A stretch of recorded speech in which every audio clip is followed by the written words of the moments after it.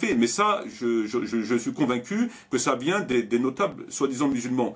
Parce qu'ils ont dû se plaindre auprès de l'État français pour dire il faut l'arrêter. Eux, ils font un travail.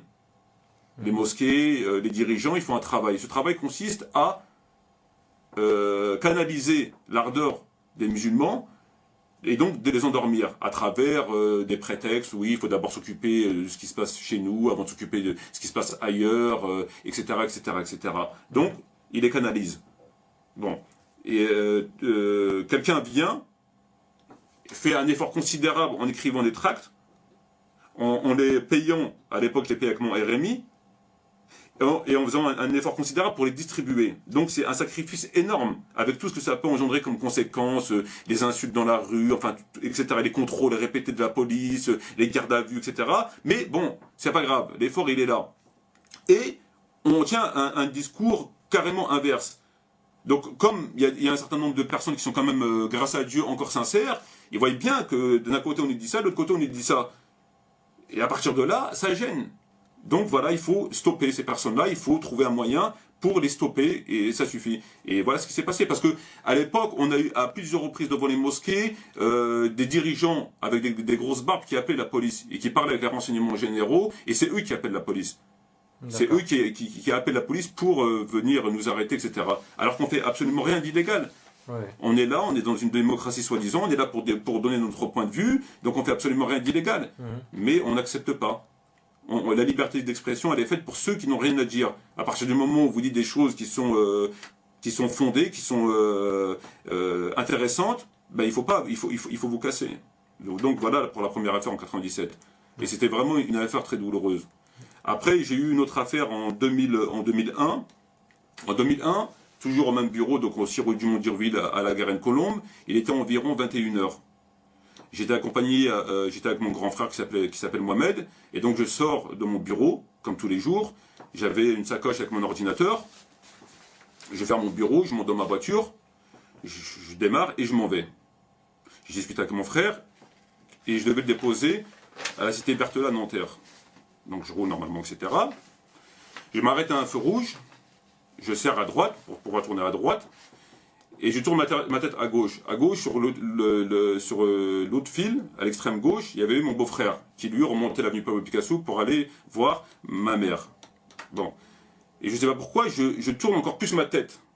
Et au moment où je tourne encore plus ma tête, je vois une AX grise, plus loin. Il y avait environ 5 occupants dans cette voiture-là, et ils me regardaient. J'ai regardé, mais j'ai pas prêté plus attention. Bon, ils me regardaient, je regardais, bon, bon. Donc le feu il se met vert, je descends à Cité Berthelot, je me garde à Cité Berthelot, je discute avec mon frère, en attendant qu'il rentre chez lui. Et comme il est plus grand que moi, et donc j'ai un grand respect pour lui, je le laissais parler. Il parlait par là, ça a duré environ 20 minutes, une demi-heure, après il s'en va. Donc je redémarre, je m'en vais.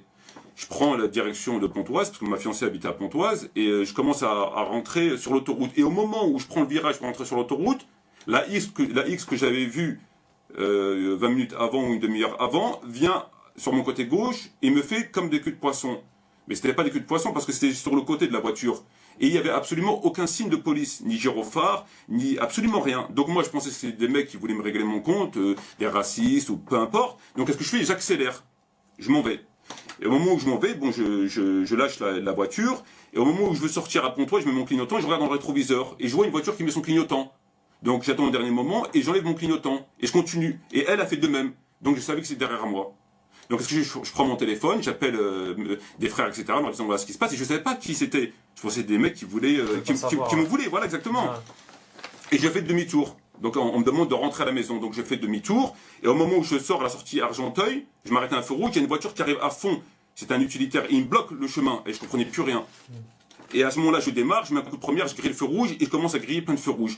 Je roule à contresens, je grille plein de feux rouges, mais vraiment comme je ne savais pas ce qui se passait. Et j'arrive au pont de Clichy. Au pont de Clichy, il y avait un feu rouge. Je m'arrête au feu rouge parce que pour moi, il n'y avait plus de danger, il n'y avait plus rien. Et je vois un quart de police qui arrive en face de moi.